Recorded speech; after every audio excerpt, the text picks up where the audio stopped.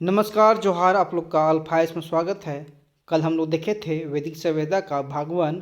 आज हम लोग देखेंगे वैदिक सभ्यता का भाग 2। इसके तहत हम लोग देखेंगे आज टॉप 40 महत्वपूर्ण प्रश्न। चलिए आरंभ करते हैं। बोगज कोई महत्वपूर्ण है क्योंकि यहाँ से प्राप्त अभिलेखों में वैदिक देवी देवताओं का उल्लेख प्राप्त हुआ है, वर्णन मिलता है बोगज कोई अभिलेख से। कौन सा अभिलेख ईरान से भारत में आए आर्यों की आने की सूचना देता है?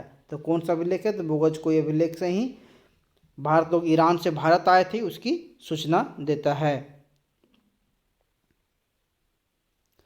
14वीं सदी ईसा पूर्व का एक अभिलेख जिसमें वैदिक देवताओं का वर्णन प्राप्त होता है, कहाँ से? बोगज कोई अभिलेख से। तो बोगज कोई अभिलेख से ही 14वीं सदी ईसा पूर्व का एक अभिलेख जिसमें वैदिक देवताओं का वर्णन प्राप्त होता है, वो है बोगज कोई अभिलेख। तो अगर मिलता है तो 1500 से 600 ईसा पूर्व क्या है? वैदिक सभ्यता का काल है। तो 1400 ईसा पूर्व का। ठीक है, नेक्स्ट आगे बढ़ते हैं। किसने आर्यों का आदि देश के बारे में लिखा है? आर्यों के आदि देश के बारे में लिखा है तो बाल गंगाधर तिलक जी लिखे थे कि आदि देश के हैं। किस ग्रंथ में पुरुष मेघ का उल्लेख हुआ है? पुरुष मेघ का उल्लेख प्राप्त हुआ है तो शतपथ ब्राह्मण में हुआ है। तो शतपथ ब्राह्मण आयुर्वेद का ब्राह्मण है। ठीक है,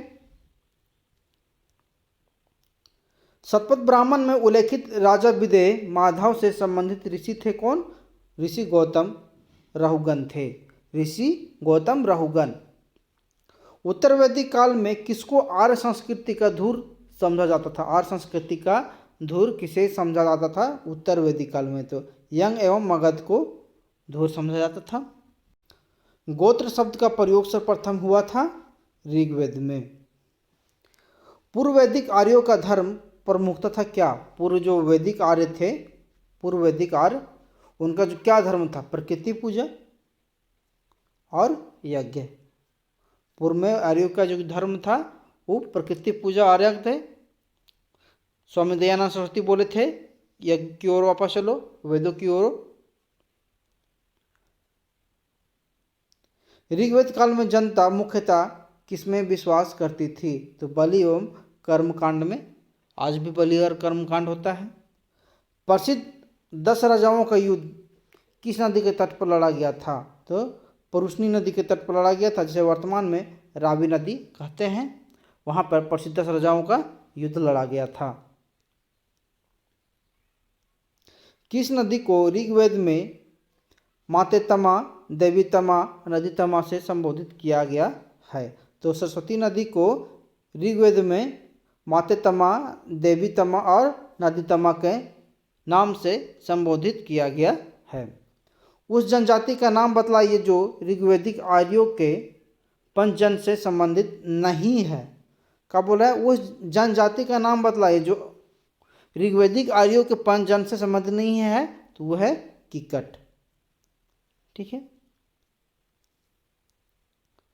प्राचीन काल में आर्यों का जीविकोपार्जन का मुख्य साधन था, शिकार करते थे। प्राचीन काल में आर्यों का जीविकोपार्जन था वो शिकार किया करते थे।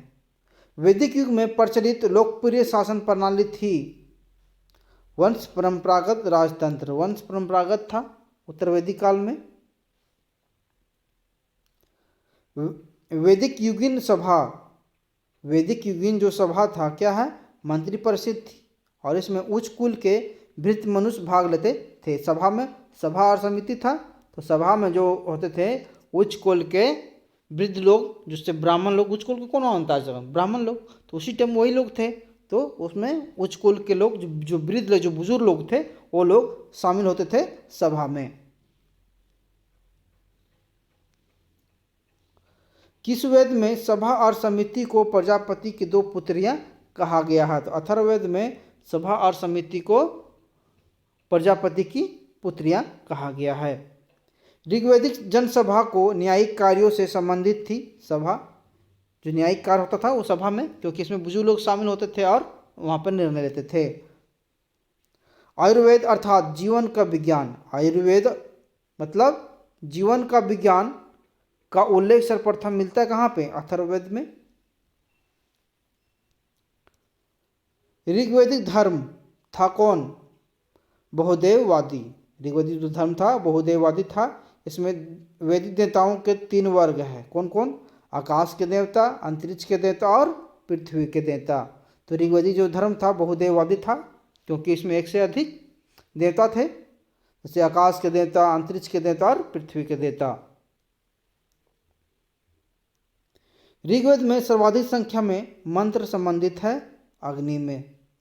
अग्नि से ऋग्वेद में सर्वाधिक संख्या में मंत्र क्या था? अग्नि, क्योंकि वहाँ पे अग्नि पूजा होता था ऋग्वैदिक काल में और प्रकृति पूजा, इसलिए अग्नि संबंधित है। ऋग्वेद में किसे युद्ध देवता समझा जाता था? ऋग्वेद में इंद्र को युद्ध का देवता समझा जाता था, क्योंकि नहीं युद्ध देते थे, वज्र लेके अपना युद्ध करते थे। 800 से 600 ईसा पूर्व का काल किस युग से जुड़ा है? तो ब्राह्मण युग से जुड़ा हुआ है। 800 से 600 ईसा पूर्व का जो काल है, युग है, वो ब्राह्मण युग है। गायत्री मंत्र किस पुस्तक में मिलता है? तो ऋग्वेद में। ऋग्वेद में मिला है। गायत्री मंत्र किस पुस्तक में मिलता है? तो ऋग्वेद में। गायत्री मंत्र के नाम से प्रसिद्ध मंत्र सर्वप्रथम किस ग्रंथ में मिलता है? तो ऋग्वेद में। गायत्री मंत्र के नाम से प्रसिद्ध मंत्र सर्वप्रथम किस ग्रंथ में मिलता है? तो ऋग्वेद में ही मिलता है गायत्री मंत्र। कहाँ से लिया गया? ऋग्वेद से। गायत्री मंत्र की रचना किसने की? तो विश्वामित्र द्वारा गायत्री मंत्र की रचना किया गया था। 27 नंबर प्रश्न है, सर्ग, प्रतिसर्ग, वश, मनवंतर और वसानु चरित संकेतक है किसका? ये पुराणों का संकेतक है। पुराणों में 5 प्रकार के विषयों का वर्णन सिद्धांततः इस प्रकार है। क्या है? देखिए, सर्ग, प्रतिसर्ग, वंश को कहते हैं, मनवंतर और वसानु चरित्र। आप सबको अलग अलग देखते हैं। सर्ग बीज या आदि सृष्टि का पुराण है, ठीक है। प्रतिसर्ग प्रलय के बाद की पुनः सृष्टि को कहते हैं। वंश में देवताओं या ऋषियों के वंश वृक्षों का वर्णन है। मनवंतर में कल्प के महायुगों का वर्णन है। और लास्ट का है वंशानु चरित्र पुराणों के वे अंग है जिसमें राजवंशों की तालिकाएं दी हुई है और राजनीतिक अवस्थाओं, कक्षाओं तथा घटनाओं का वर्णन है। पूरा हो गया। श्रीमद् भागवत गीता मौलिक रूप से किस भाषा में लिखी गई थी? तो संस्कृत में लिखा गया था श्रीमद् भागवत गीता। आज भी देखते हैं संस्कृत में रहता ही है, उसे हिंदी में अनुवाद किया गया है। महाभारत मूलतः किस रूप में जाने जाती थी? महाभारत जो है मूलतः किस रूप में जाता? मूल रूप से जो महाभारत था किस रूप में जाना था? आज हम लोग आज वर्तमान बोलते हैं महाभारत, लेकिन पहले जो मूल है ये जय संहिता के नाम से जाना जाता था। जय संहिता, क्योंकि इसमें 8800 मात्र श्लोक था, इसलिए इसे जय संहिता कहा जाता था। बाद में इसमें भारत कहा जाने लगा जब इसमें 24,000 श्लोक इसमें जोड़ दिया गया। 8800 के अतिरिक्त और श्लोक जोड़ के इसे 24,000 कर दिया गया, तो इसे भारत कहा जाने लगा। लेकिन जब इसका श्लोकों की संख्या 1 लाख पहुंच गया तो इसे महाभारत कहा गया और इसे हम लोग आज महाभारत कहते हैं।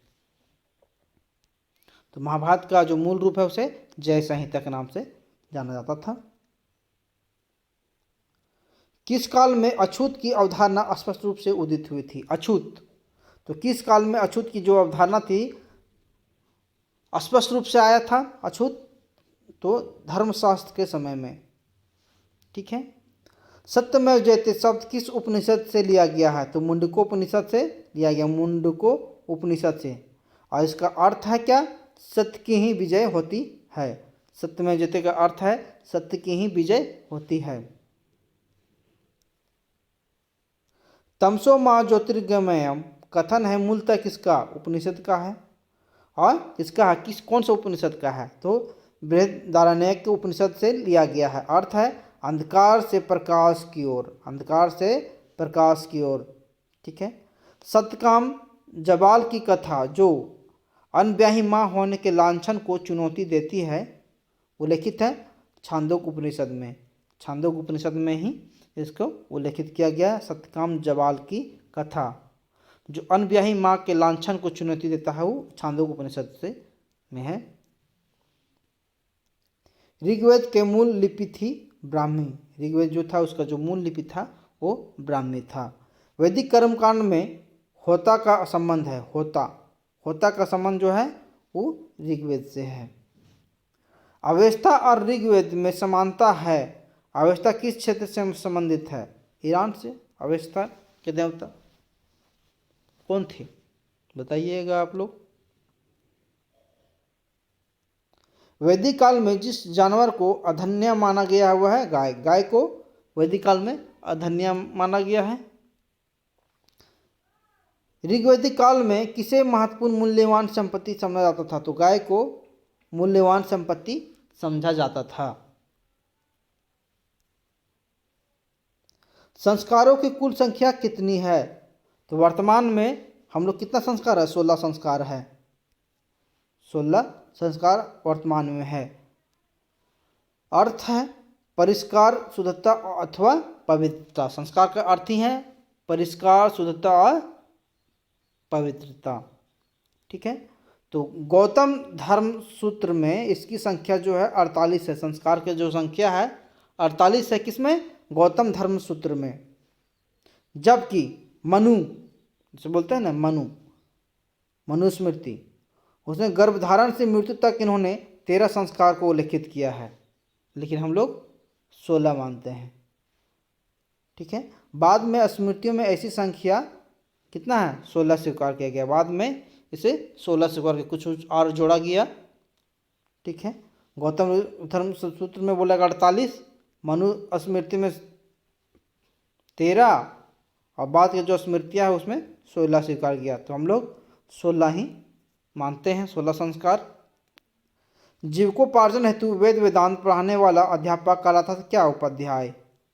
जो वेद वेदांत पढ़ाते थे जीविकोपार्जन के लिए, अपना शिक्षा देते थे, वो लोग उपाध्याय के नाम से जाने जाते थे। अगर आप लोग को अच्छा लगा हो तो उसे लाइक करें, सब्सक्राइब करें और कमेंट करना ना भूलें। जय हिंद।